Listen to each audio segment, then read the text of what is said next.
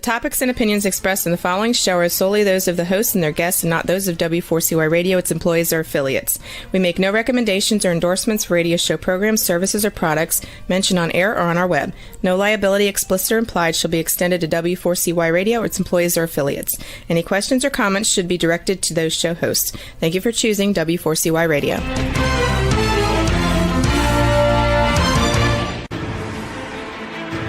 What's working on purpose anyway?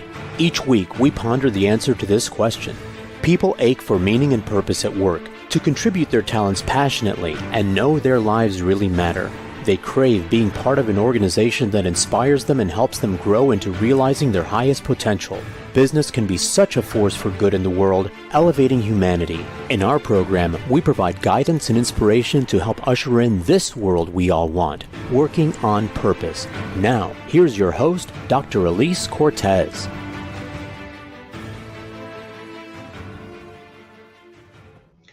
Welcome back to the Working on Purpose program. Thanks for tuning in this week. Great to have you. This show has been brought to you with pride and passion since February of 2015. I'm your host, Dr. Elise Cortez, and if we've not met yet before, I'm an organizational psychologist and logotherapist, speaker, and author, and my team and I at Gusto Now help companies to enliven and fortify their operations by building a culture and leadership activated by meaning and purpose. Our mission is to help our clients create a destination workplace where people flock to join, are intrinsically motivated to perform at their best, can grow into their fuller potential, and are committed to stay and dynamically deliver on the company's mission, which all translates to higher profits for you. You can learn more about us and how we can work together at gusto-now.com or my personal website, elisecortez.com. Now, getting into today's program, with us is Finnian Kelly. He's the founder of Intentionality, Inc., a sought-after speaker and executive coach, and a leading breathwork facilitator. He helps world-changing leaders implement his intentionality methodology to find new levels of fulfillment and growth in their creative endeavors, relationships, and overall well-being. He's the author of Intentionality, a groundbreaking guide to breath, consciousness, and radical self-transformation, which we'll be talking about today. He joins today from Aspen, Colorado. Finnian, welcome to Working on Purpose. Thanks so much, Elise. I believe I'm going to be very intrigued by this conversation because I feel like we're coming from very similar approaches.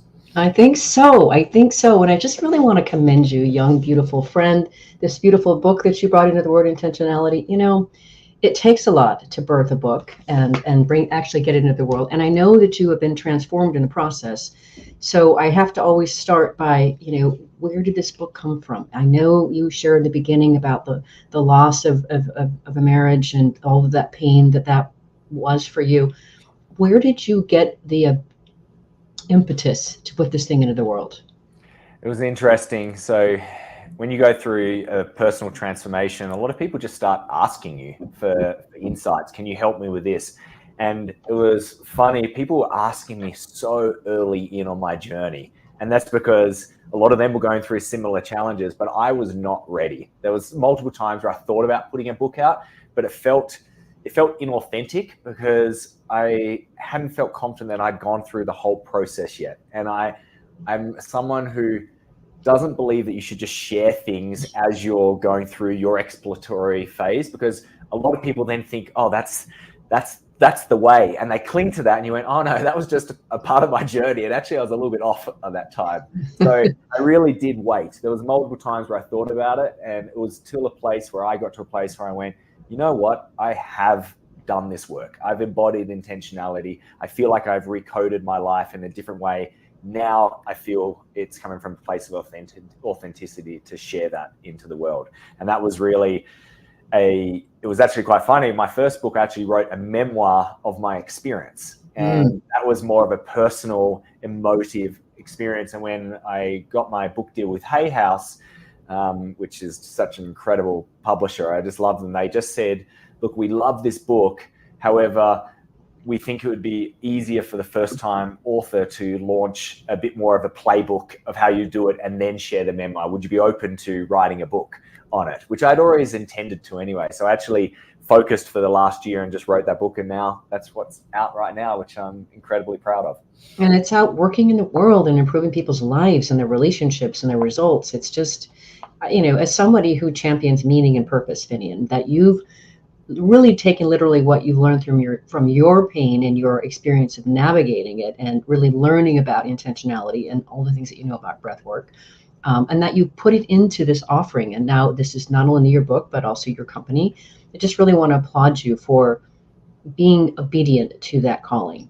Thank you. And for me, what it was it was a long journey. Like that was I got you. 5-6 years of like the amount of research I did on the mind and how we operate and trauma and how we can achieve all these materialistic items and still not fulfill us. That was a lot of synthesizing. And what I realized is that not everyone has the privilege of, one, the learning ability, the ability to take bits of information, the space to be able to do it. That was too hard, and I didn't want to wish that on anyone. So I just went, well, how can I distill that whole journey into a methodical approach, a place where you can pick up at any point in the book and it can feel, someone said actually, it was like you can enter through many different portals and it will resonate with you.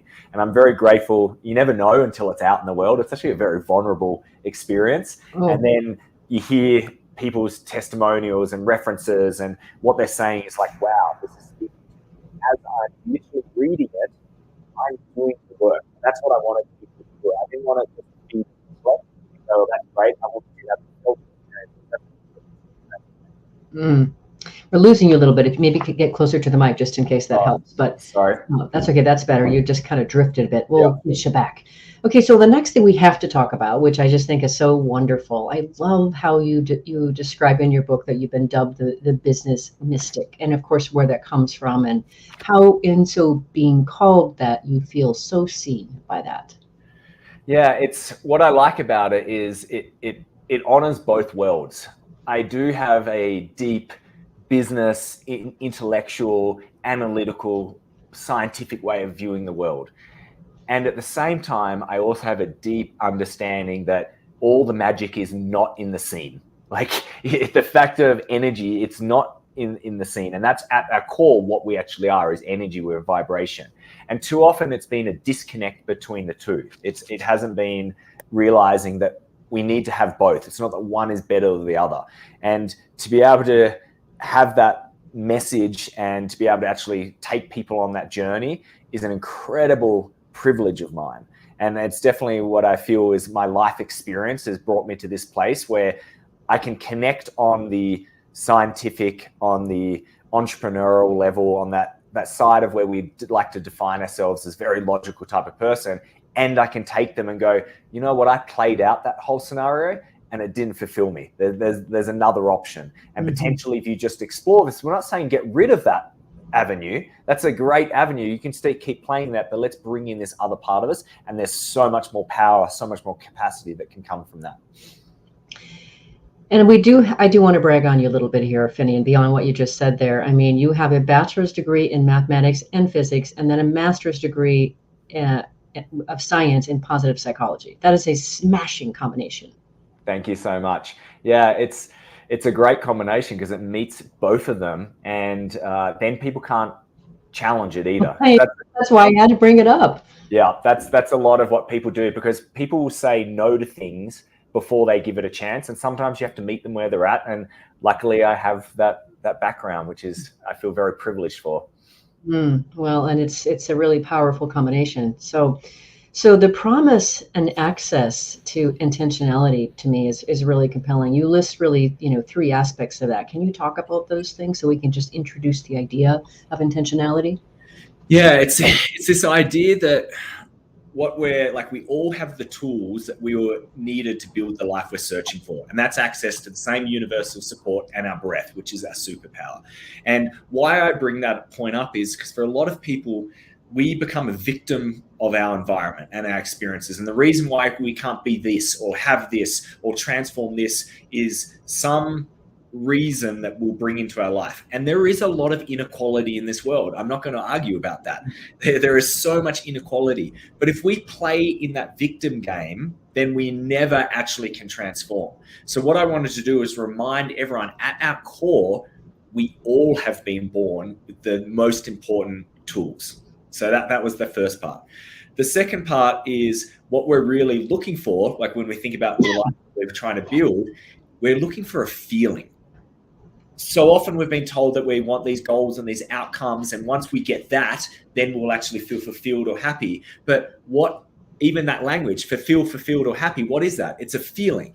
So we need to flip that and realize, all of life is feelings. That's what we're actually looking for. And then the third is that we have choice. You don't have to stay in this current situation.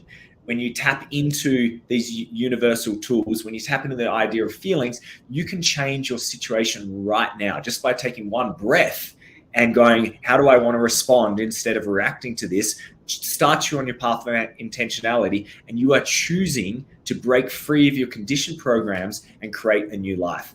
So that's really what the premise of this book is, to give, and that's why it says like radical self-transformation. It gives you a chance to radically transform your life.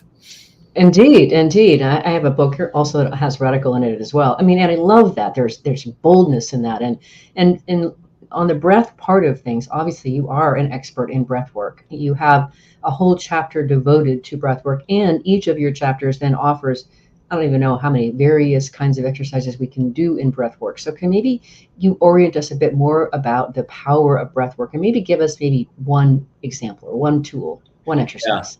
Yeah. So once again, going back to what is it that we're born with? Whenever we need something from the outside world in order to transform, then that's a challenge. Maybe we don't have the money for it. Maybe we don't have the space for it, time for it. So I wanted to level everyone out. We were born with the breath.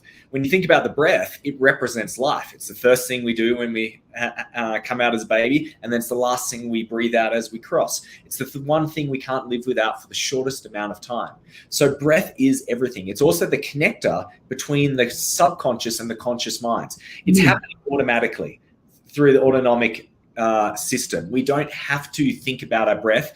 It's fueling. Breath, oxygen is mixing with glucose, which is creating energy, which is great. However, unlike other faculties in the body, like our digestion, blood, heart rate, we can also consciously control it with our conscious mind. And that tells me that it's a tool that we can use to break free of the automatic programs of the subconscious and go, what is it that we want to behave in a different way? So that's why I've called something called the circuit breakers, which is this idea is that sometimes energy from the outside world comes in, it triggers a subconscious program, automatically that runs, and often that program isn't beneficial for us. It's based on a childhood version which didn't feel safe at that time, and then it creates some form of friction in our life. And we've seen that over and over again when we're like, we don't want that anymore. So instead, we can activate a circuit breaker, which says, danger, danger, energy from the outside world coming in. I need to stop the system from short-circuiting itself so I don't disconnect from my higher self. And when I take that breath, I then can go, I don't want to activate that automatic program because I know where that program goes. It's not enjoyable. It causes problems for me. And instead, what behavior could I do right now which will drive me towards that desired feeling of mine? And that's how we start recoding our process through repetition. So in a really simple form, we could activate a circuit breaker, which I really enjoy. It's this little mind override that when we focus on three things at once, our mind just stops. It's almost like just this peacefulness and calm thing. So and this is the practice presence over comparison one, because often what happens is we do something and we're comparing against ourselves, the ego starts rising up. So if we start just focusing on our breath, just observing our breath flooding out in and out through our nose, and then at the same time as we're observing our breath, we just gently start rubbing our thumb and our index fingers together, very softly, very subtle. And you're paying attention to your breath as well at the same time, those two different sensations. And then you can start rubbing the tongue on your roof of your mouth very slowly at the same time as rubbing your thumb and your fingers, and at the same time as paying attention to your breath. And in that place, there is nothing. There is no thoughts, complete calmness. So I could be yelling at you right now. I could be making you feel like doing something, you're in conflict, and you can start doing that, and you can start allowing that energy to flow through without activating any of these programs. So that's a tool that I use all the times in meetings to ground me when I'm feeling a little bit nervous before going out and doing a keynote delivery because I'm so focused on worrying about, are they going to like me or anything? I just remind myself, come back to the breath, starts feeling these sensations, and it calms me down. And that's something which, if everyone started doing that, we wouldn't have fights in the world. Because when you're doing that, there's no energy to fight. You're just, you're like, it just washes off you like water off a duck's back. Oh, it's brilliant. It's so brilliant. And your book is chock full of breath exercises that we can use. So listeners and viewers, let's take our first break and just maybe try what he just did, what he just gave for you, those 3 focal points. We're going to come right back and talk more about what he's offering to us here. I'm your host, Dr. Elise Cortez. We've been on the air with Finnian Kelly. He's the founder of Intentionality. He helps world-changing leaders to implement the intentionality methodology to find new levels of fulfillment and growth in their creative endeavors, relationships, and overall well-being. We've been talking about where this book came from, starting to introduce some of the principles. After the break, we're going to get into distinguishing the subconscious, conscious, and universal mind. Stay with us. We'll be right back.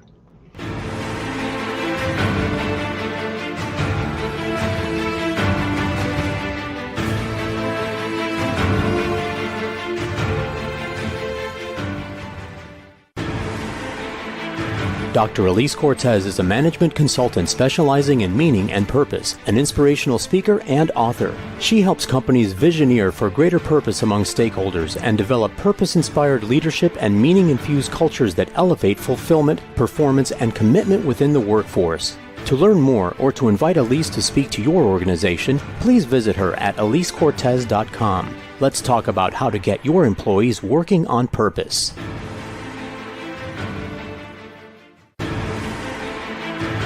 This is Working on Purpose with Dr. Elise Cortez. To reach our program today or to open a conversation with Elise, send an email to Elise, A-L-I-S-E, at elisecortez.com. Now, back to Working on Purpose.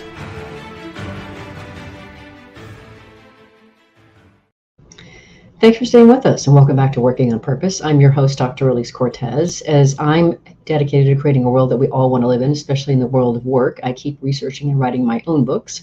So the last book came out in March of 2023. It's called The Great Revitalization, How Activating Meaning and Purpose Can Radically Enliven Your Business. And I wrote it to help readers to really understand today's workforce and what they want. You can learn more about it at elisecortez.com or on Amazon. If you are just now joining us, my guest is Finnian Kelly. He's the author of Intentionality, a groundbreaking guide to breath, consciousness, and radical self-transformation, which we're talking about today.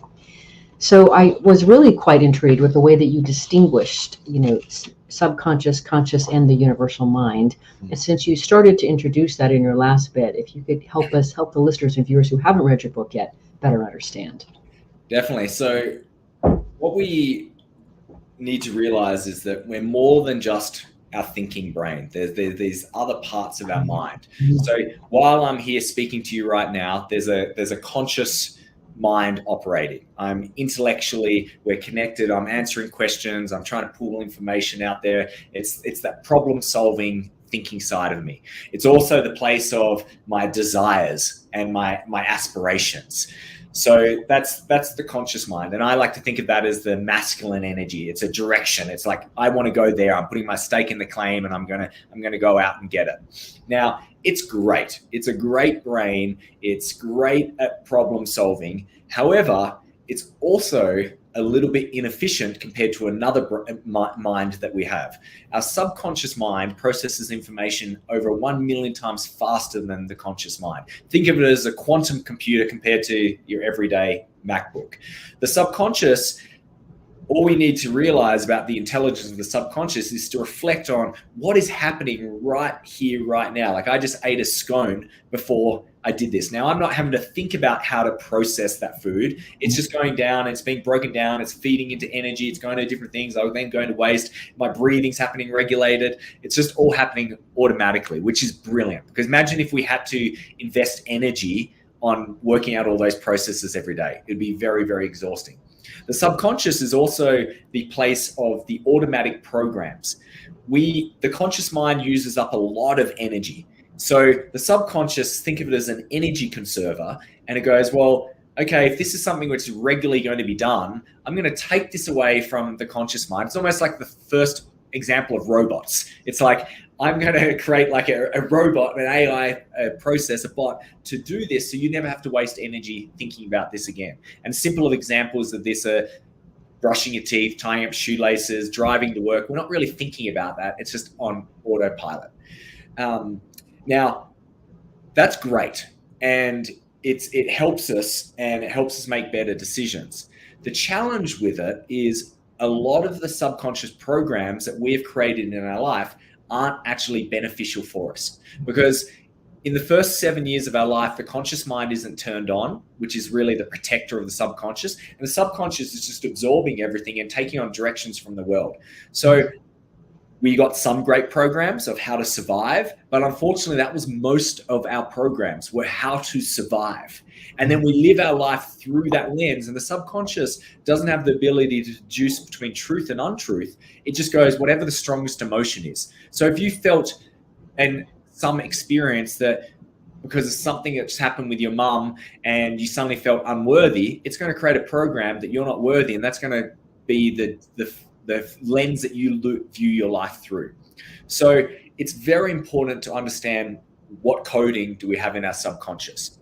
And then the universal mind, think of it as the essence behind all living energies. And when I say living, it is everything. It's that energy. It's that higher source. And the nature of the universal mind is that it's all-knowing, it's in everything at all times, and we are manifestations of. It's why in spiritual texts they'll talk about you are God, like you are one of the aim. Because if by the nature of it being in everything at all times, it means that you have to be it as well. So what that does is it helps us realize that there is this energy, this bigger source of energy that's available to all of us. And that's almost like, think of it as the internet, like the internet of the world. Like we all have access to this information.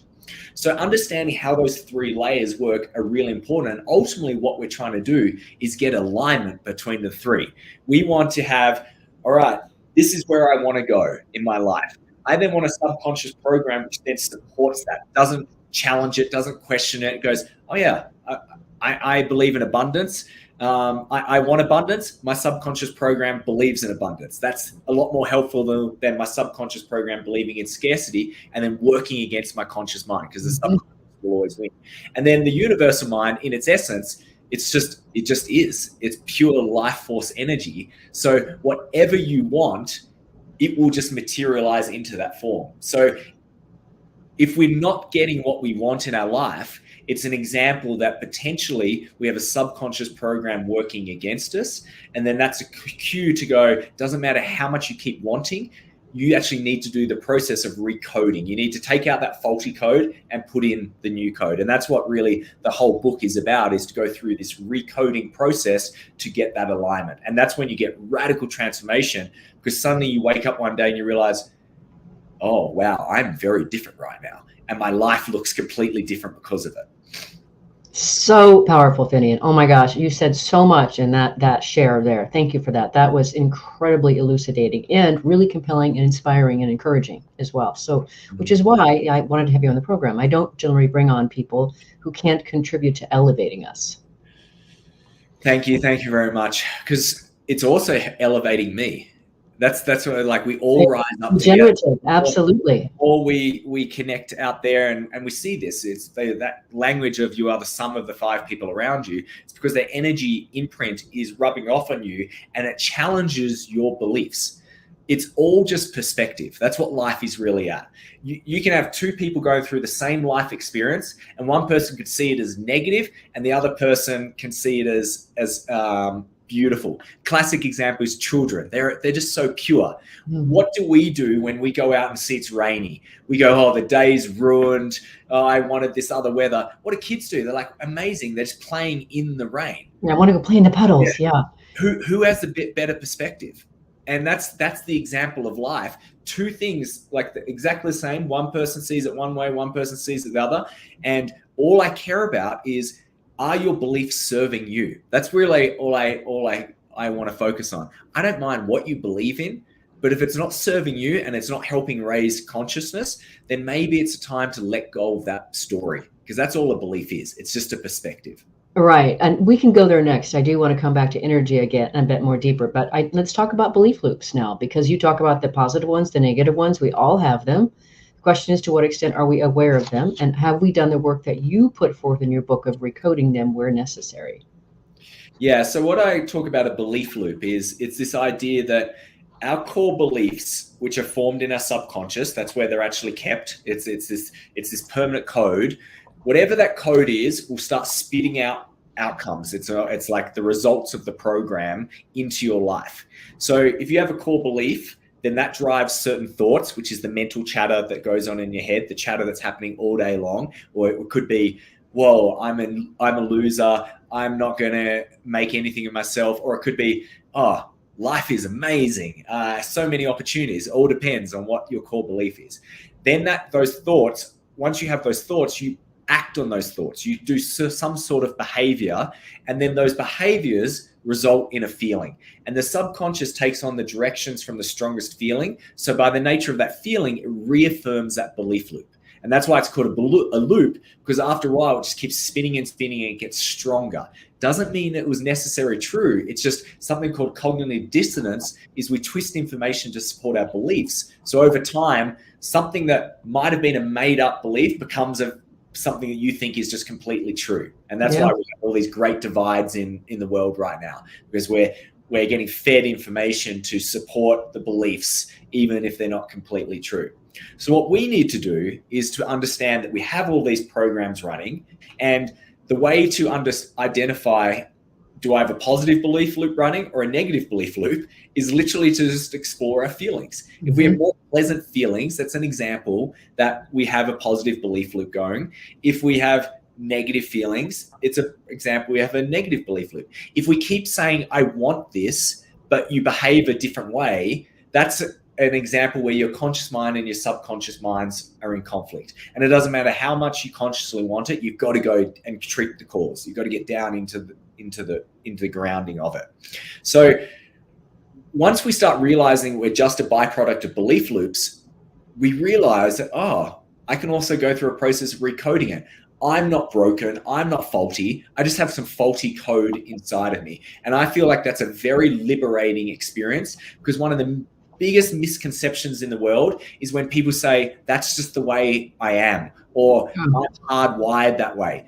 Right. Language, it's coding. You're not that way. And people witness transformation all the time. I'm like, they'll believe in this way, in one way, we let it go, and they're like, wow, my life's different. No wonder why, because the outside is just a representation of the inside. Oh, Finny, that's so good. I love your energy. And speaking of that, I want to talk more about that. So I appreciate so much how you situate that everything in us is energy. And you talk about the importance of really understanding the criticality of energy and understanding imbalance. I want to read something really quick from your book and let you respond to it, because it was very powerful and eye-opening for me. You say, we are all made of energy. It is important to understand the energy centers of the body, because these are areas that can become blocked, stagnant, or misaligned. These types of energy imbalances can lead to physical illness, mental distress, emotional dysregulation, and spiritual disconnect.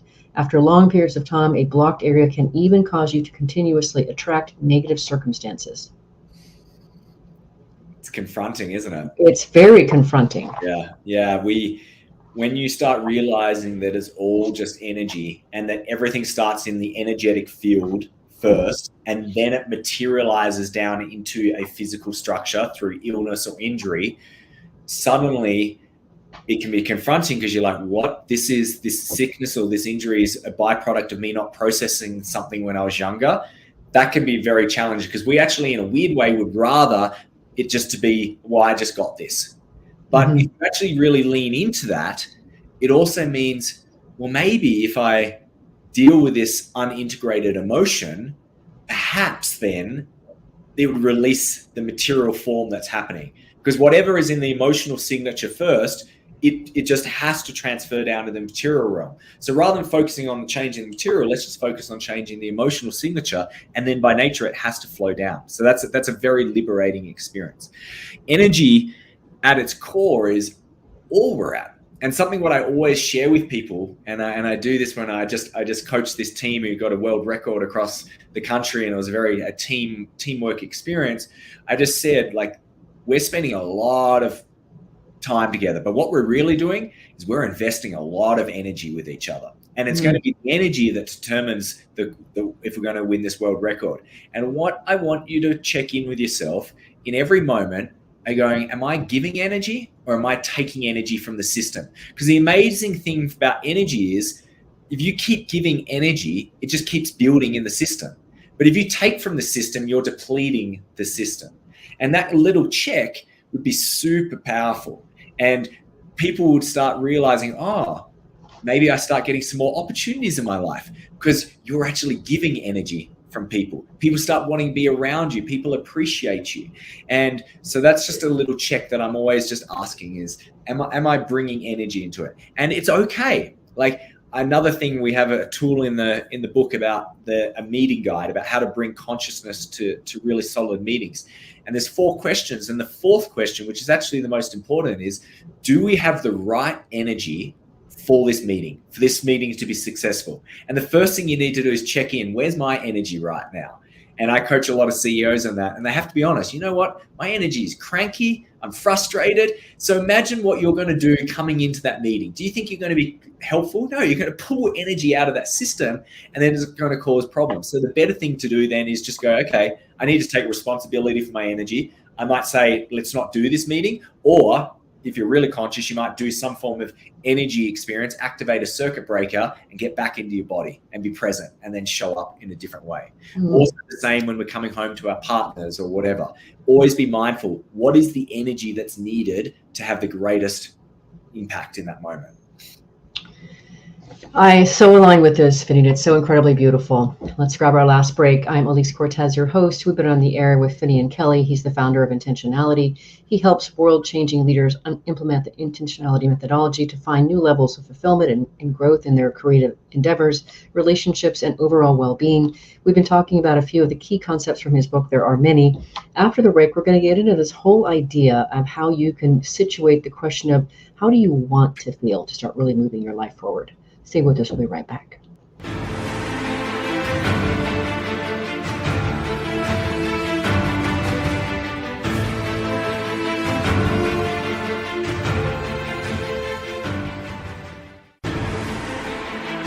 Dr. Elise Cortez is a management consultant specializing in meaning and purpose, an inspirational speaker and author. She helps companies visioneer for greater purpose among stakeholders and develop purpose-inspired leadership and meaning-infused cultures that elevate fulfillment, performance, and commitment within the workforce. To learn more or to invite Elise to speak to your organization, please visit her at elisecortez.com. Let's talk about how to get your employees working on purpose.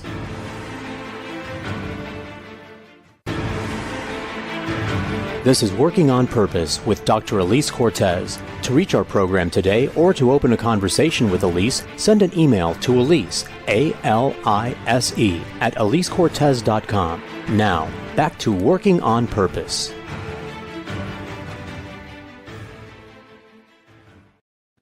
Thank you for staying with us and welcome back to Working on Purpose. I'm your host, Dr. Elise Cortez.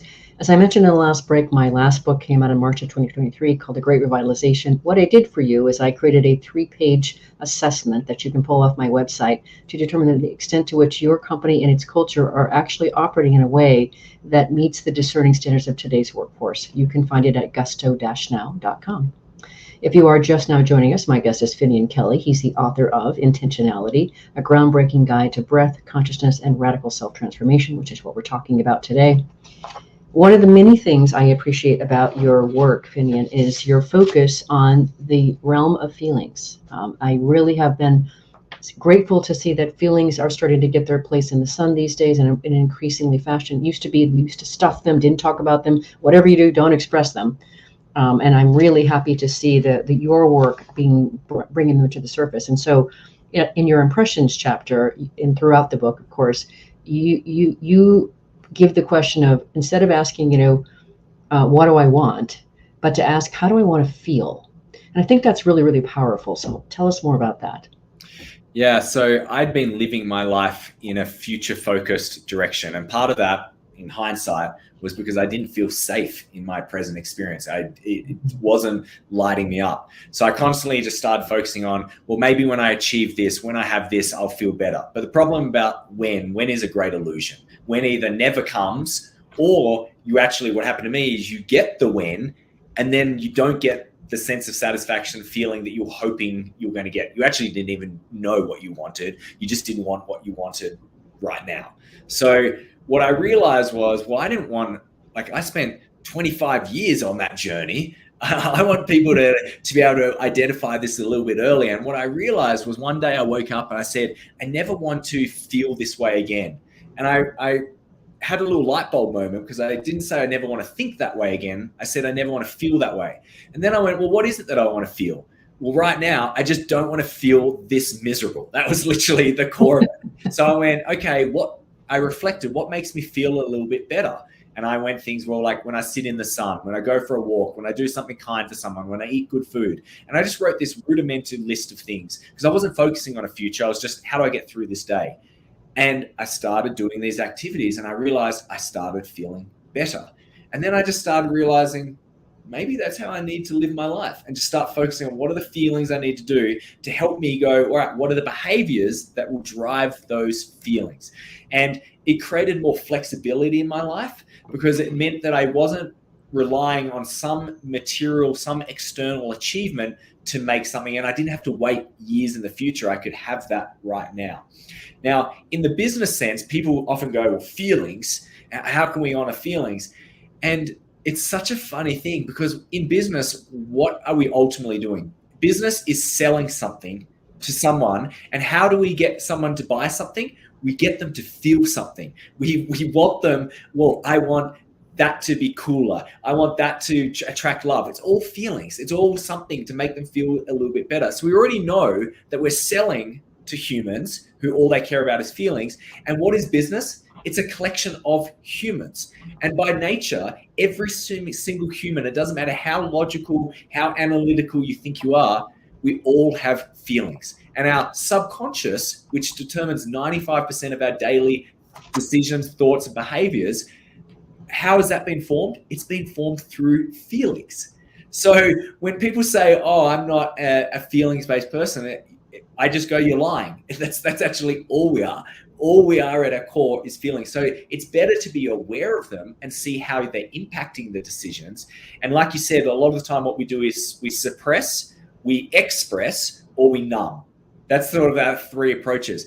But by the nature of doing that, we actually create more of those feelings. So it's better just to honor these situations and call it out and then address it. Now, it doesn't mean we become a victim of our feelings. I think that's sometimes the fear of, I don't want to bring feelings into the business, because then I'm going to allow people to be victims. But actually, it's the cue to go, well, if you start seeing people constantly keep talking about these feelings and you see that they're behaving a particular way, it's a cue that they've got a negative belief loop running. And it doesn't matter how much you want them to change, they have to believe and have to want to change themselves. So the feelings are actually the cue of potentially what faultiness do we have running in the individual humans in the business. And that's where we get a radical transformation. And the more we create a feeling of, in business, we are a team, we care about each other, we're united, it creates a strength that then you can handle anything. It creates resilience. So it's actually in business's best interests to acknowledge feelings and call them out, because they're impacting every decision, every moment of the day anyway. And listeners and viewers, just to sort of call out something that you wouldn't know yet about Finnian, but I do, because I have read his book. We're talking about a man and hearing from a man who has built a few multi-million-dollar businesses. So he's not just sort of, putting this out there as pie in the sky. This man's lived this. And so, there's a reason he's called the business mystic. So really, really awesome. And I'm so aligned with this, Finnian, and I'm so excited to see you bring it to life in the way that's so accessible for us. And you know what, Elise? Like, yes, I've had some success, but I look back and I go, oh, I was faulty with all of these things as well. Well, like, you say that, I know, in the book, I know. Yeah, if I could just know what I know now, it'd be very different. I'm lucky I have a new business, which is a incredible. It's called Cascada, which is a hydrothermal wellness resort and a whole revolutionary wellness concept. And we're getting to apply this in a different way. And luckily I get to work with other organizations, which is very fun. And that's where I just realized you always know, you look back and you go, yep, could have done that very differently. And maybe had an even much better results, of course. Yes, yeah, exactly. Well, we would be remiss, as you say, that so much of your book is about coding and recoding. But there's a part of this that when you talk about, the coding piece, that's really essential for us to get to, and that's this idea of repetition. Yeah. Let's go there next. Yeah, repetition is how programs are initially formed. It's a thought which has then been acted on, which has then got a feeling resonated over and over again. Eventually the subconscious goes, oh, this is a strong enough feeling. I'm going to create a program to make this automatic. So that's how it's formed originally. Also, we are getting bombarded all the time with impressions, and it's through that repetition that eventually the subconscious goes, okay, that's familiar. I'm going to create a habitual program around that. So we need to be very mindful of what are we allowing in and what are the behaviors that we're doing each day. It's also the way we can recode it as well, is to go, okay, if I don't like my current program, well, every day, if I do a different behavior, eventually that's going to result in an outcome, which is going to result in a different feeling. And once you get enough evidence of that, you'll start creating a strong enough feeling, and the subconscious will go, okay, new program. I'm going to create a new program in that way. And the way I like to describe it is we have to brush our teeth and floss our teeth every single day. That's the repetition. If we don't, what happens? We get decay, and we get a new paradigm that I've gone from healthy mouth to unhealthy mouth. Now, in the dental analogy, we could go to a dentist and get that fixed. But if we don't brush and floss our teeth afterwards, what's going to happen? It's just going to go back to the old program. And there's something I talk about in the book about energy interventions, where in a short amount of time with a lot of energy, we can effectively be the dentist. We can clean up that old program, but we still need to do the daily repetition. And that's where it needs to be very aware. And that's what intentionality really is identifying how you want to feel, and then every day taking incremental steps towards making that a reality. What are the little differences that you could do today compared to yesterday? And one of the greatest things I do to help me recode myself is I reflect each day, and I reflect, how did I go against my intention? And I go, if I had my time again, in each of those moments where perhaps I didn't do a very desirable behavior and it led to a potential situation which wasn't that fulfilling and it didn't give me positive feelings, what would I do differently? And then I revise it in my imagination, because the subconscious can't tell the difference between something happening in real life or your imagination. And then I also, tomorrow, I'm now prepared if that situation comes up again, maybe I'll take a different path. And you won't always get it perfect, but if you bring that level of awareness, before you know it, you can transform your life. And we know this because there's been plenty of times where one time you're running not very healthy, and then you got around a new person, for example, who just said, oh, let's just go to the gym. And at the start, it was very challenging. And then after a while, one day it just clicked, and now you're actually like, oh, I've got to go to the gym. Like, I've got to go run because I know what happens. I enjoy it so much. Mm-hmm, mm-hmm. And I appreciate too, Finnian, that you also, when you talk about energy interventions, I appreciate that you use them. You say energy interventions can interrupt our deep-rooted coding and can empower us to heal old wounds and let go of them permanently. That's incredibly powerful. And at the same time, we can also use energy interventions to jumpstart our system and create access to higher levels of consciousness. Now that gets really exciting to me. That would be my love language right there. Are you trying to, touch my heart or my soul? It's working. So exciting that what we can do with this. Talk about transformation.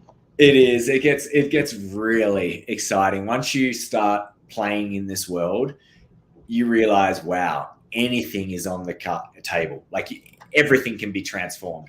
And what you had a story of yourself, we can change that in 30 minutes. I've witnessed that many a times in my breath journeys. I do these big breath journeys where people are breathing and they think, what breathing? How can that change your life? And suddenly they're traveling to different places. They're witnessing people who have died. They're saying sorry to people that have hurt them. They're releasing different parts of themselves, and they step up. And although they look the same, they know they're not the same. They've had an energetic experience that the intellect will never properly be able to comprehend, but it doesn't matter because they have a felt perception where they know.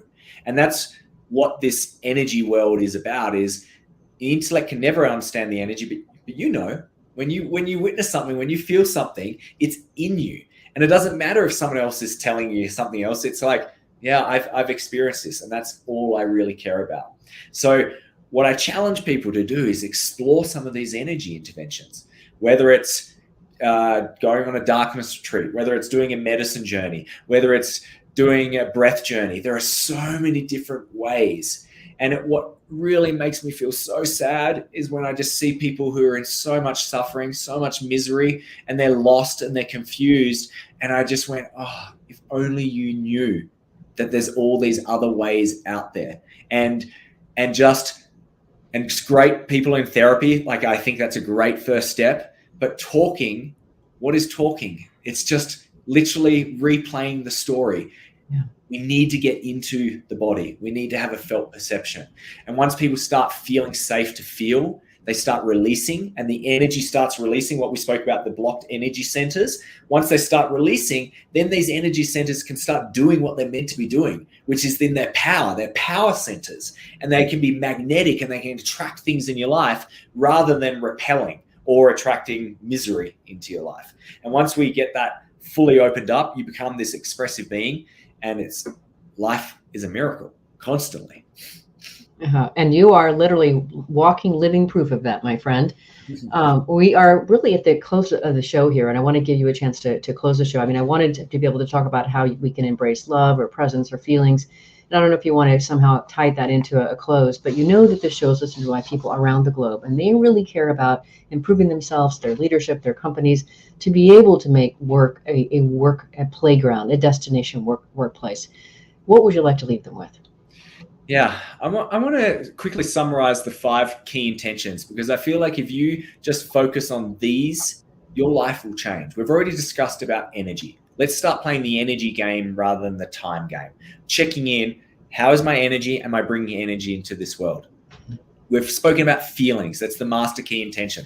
Prioritize feelings over outcomes. Let's give up. It's not saying give up all your goals. It's just saying let's start realizing why is it that we want that goal, and then let's focus on that feeling. And every day go, am I doing the behaviors that lead to that feeling? We also need to be present in our experience rather than comparing against someone else or a version of ourselves. Just come back into the present moment. And that's where that beautiful circuit breaker that I taught before can pull you back into that present moment. We need to be disciplined. Realize that life is flexible. And whenever we create rigidity, it gives us a chance for our ego to criticize us. So just be disciplined. Discipline is about self-care. Each day going, am I doing my practices? And if not, it's okay. Be disciplined to be compassionate to yourself and really move on. And then finally, are we choosing love?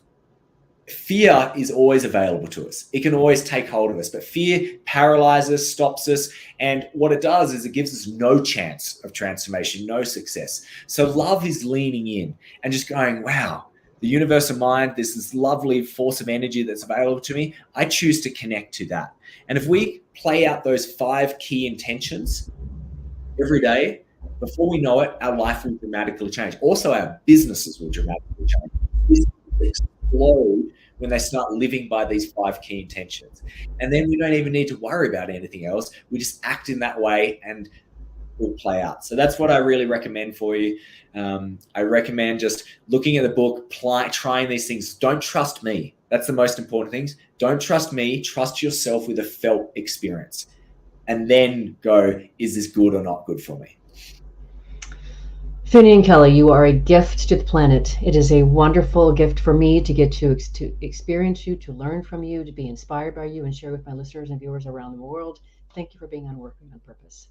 Thanks for your great passion, Elise. I really appreciate it. Yeah, and just so you know, you can run, but you can't hide from me now. So now I know where you're at, and sometimes I do pass through Aspen. So I would love that. Thank you. you're so welcome. Listeners and viewers, you are going to want to learn more about Finnian Kelly, the work he does at Intentionality as a breathwork facilitator, and an executive coach, among other things, and his new book, Intentionality. So visit his website. It's finniankelly.com. Let me spell that for you. FINNIANKELLY, finniankelly.com. Last week, if you missed the live show, you can always catch a video recorded podcast. We were on air with Corinna Kilcoyne talking about her new book, Rise Above the Story, Free Yourself from Past Traumas and Create the Life You Want. She taught us how to understand our emotional pains and traumas, and then we can let our story serve us by finding the silver lining and change the dynamic. And then we can then change our relationship with our story and no longer be beholden to it as a victim, and instead can look for the good that came from the story as well as the pain. Next week we'll be on air with former Blockbuster and 7-Eleven CEO James Keyes talking about his new book, Education is Freedom, the future in your hands, which provides the what, why, and how of learning. Should be a pretty fascinating conversation. See you there. And remember, work is one of the best means and adventures of realizing our potential and making the impact we crave. So let's work on purpose. We hope you've enjoyed this week's program. Be sure to tune into Working on Purpose, featuring your host, Dr. Elise Cortez, each week on W4CY. Together, we'll create a world where business operates conscientiously, leadership inspires impassioned performance, and employees are fulfilled in work that provides the meaning and purpose they crave. See you there. Let's work on purpose.